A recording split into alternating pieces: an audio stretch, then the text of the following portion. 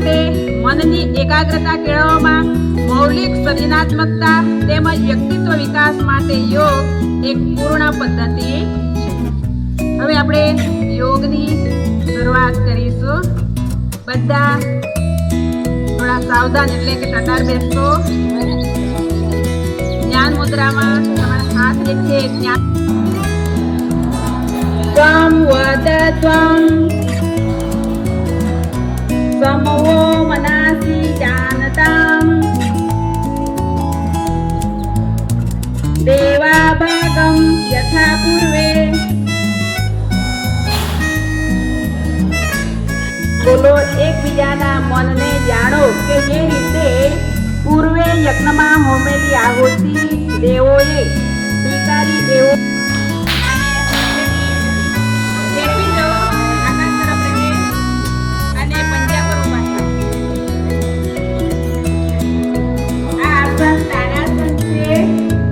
આસનની ઊંચાઈ વધારવામાં મદદરૂપ થાય, શરીરમાં શક્તિમાં વધારો થાય, મણકાના દર્દમાં રાહત મળે. ધીરે ધીરે પગ નીચે હાથ ધીરે ધીરે મૂળ સ્થિતિમાં આવશે. સ્થિતિમાં આવો, પગ નીચે લાવો અને હાથ ધીરે ધીરે નીચે સ્થિર રાખો. ઉપર ખેંચેલા રાખો. એ આસનની વૃક્ષાસનની પૂર્ણ સ્થિતિ છે. ધીરે ધીરે પગ નીચે પગ લાવીશું અને પગના પંજાની નજીકમાં બાજુમાં બંને હાથ મૂકીશું અને માથું જે છે એ માથું ઘૂંટણ પાસે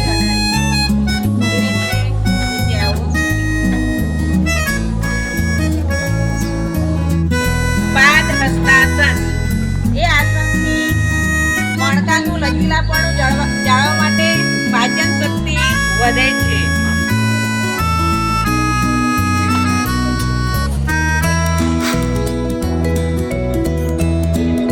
એ આસનની પૂર્ણ સ્થિતિ છે. આ આસનથી મણકાનું લચીલાપણું વધે છે. કરોડરજ્જુના કાર્યક્ષમતામાં ક્રોસ કરી દેજો અને ડાબી બાજુ વળો અને ત્રિકોણાસન કરવાનું. ત્રિકોણાસન કરતી વખતે કાર્યક્ષમતા વધે, મણકાની કાર્યક્ષમતા વધે, સાંકળ, કમર, ખભા, છાતીના સ્નાયુઓ મજબૂત બને. ઘૂંટણ સાથે ખાભાના સાંધા મજબૂત બનાવે છે. ઘૂંટણનો દુખાવો દૂર થાય છે. ધીરે ધીરે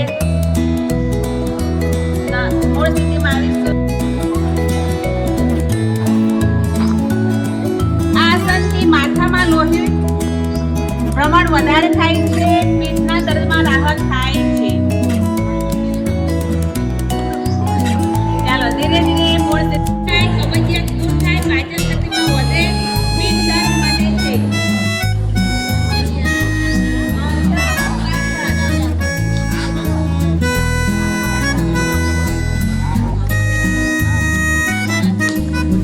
આ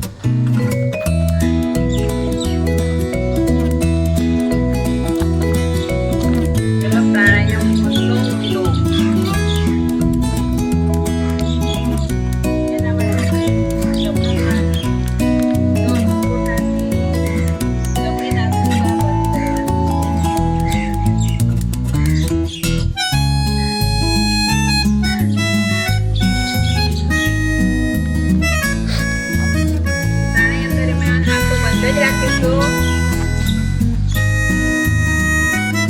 ઊંડો શ્વાસ કરીશું. એ મધ્યમાં અને અનામિકા.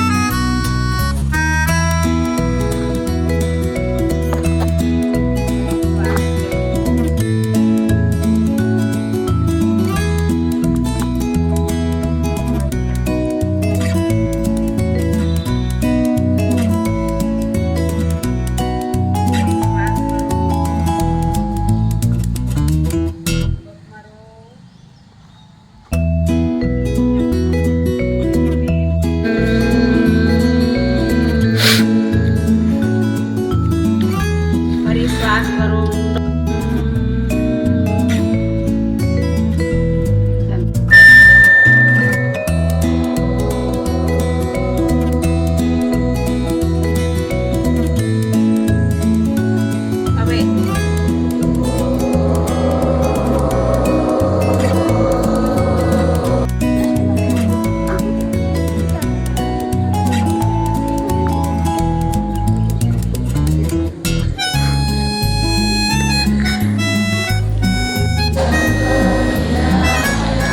સર્વે ભદ્રાણિ પશ્યન્તુ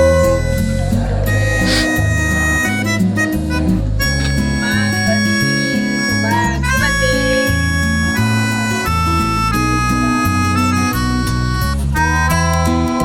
શાંતિ શાંતિ શાંતિ.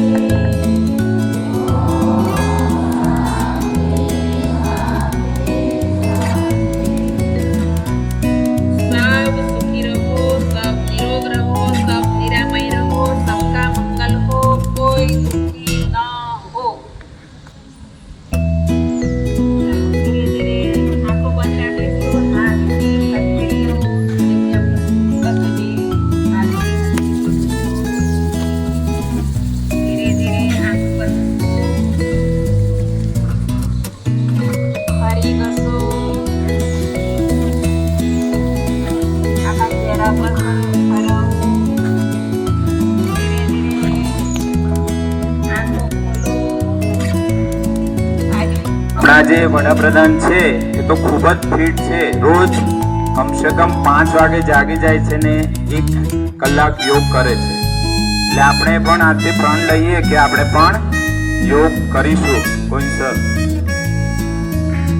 2026 આપ સૌ જાણો છો સમગ્ર વિશ્વમાં 21મી જૂનને વિશ્વ યોગ દિવસ તરીકે ઉજવવામાં આવે છે. પરંતુ સમગ્ર વિશ્વને જો પ્રેરણા મળી હોય તો એ આપણા ભારત દેશની દેન છે. ભારત દેશમાંથી સમગ્ર વિશ્વએ પ્રેરણા લીધી અને આ યોગ દિવસ ઉજવવામાં આવે છે. વિદ્યાર્થીઓ, આજે યોગનું મહત્વ રાધાબેને ખૂબ વિસ્તારથી આપણને સમજાવ્યું છે. જુદા જુદા આસનો, હળવી કસરતો અને શ્વાસોશ્વાસની જે ક્રિયાઓ છે એના દ્વારા આપણા શરીરને શું ફાયદો થાય છે એ આપણે પ્રત્યક્ષ યોગ કરીને જોયું. આજે રવિવાર હોવા છતાં ખૂબ સારી સંખ્યામાં, મોટી સંખ્યામાં આપ સૌ જ્યારે શાળા પટાંગણમાં ઉપસ્થિત થયા છો ત્યારે આપ સર્વેનો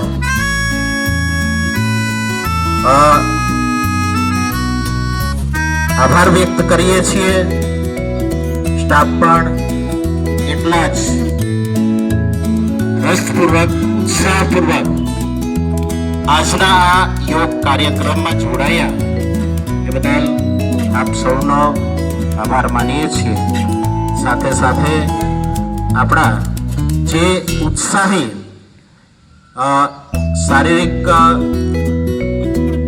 શિક્ષણના વિષય શિક્ષકો છે, ગઈકાલથી જ પૂર્વ તૈયારીના ભાગરૂપે આપ સૌને યોગનું પ્રત્યક્ષ નિદર્શન કરાવ્યું, તો એ બદલ પીટી ટીચરોનો પણ ખૂબ ખૂબ આભાર વ્યક્ત કરીએ છીએ. દર વર્ષના કાર્યક્રમમાં આપણે આ રીતે જોડાઈએ અને આપણું જે શરીર છે એ નિરોગી બનાવીએ, તંદુરસ્ત બનીએ.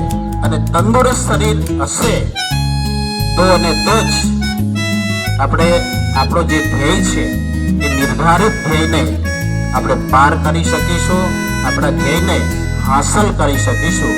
તો આ યોગ, ઘણા મિત્રો આળસ કરતા હોય છે, પરંતુ આ કસરત, યોગ જે કંઈ છે એ બધું જ આખરે તો આપણા સ્વાસ્થ્ય માટે છે. અને કહેવાયું છે, શરીર આદ્ય ધર્મ ખલુ સાધનમ. કોઈ પણ કામની સફળતા માટે આપણું શરીર તંદુરસ્ત હોવું જરૂરી છે.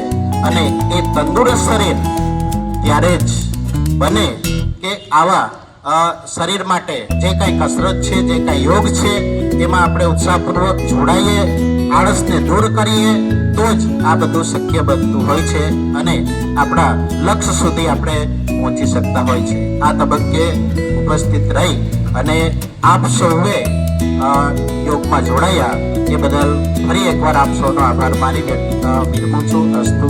જય હિન્દ, જય ભારત.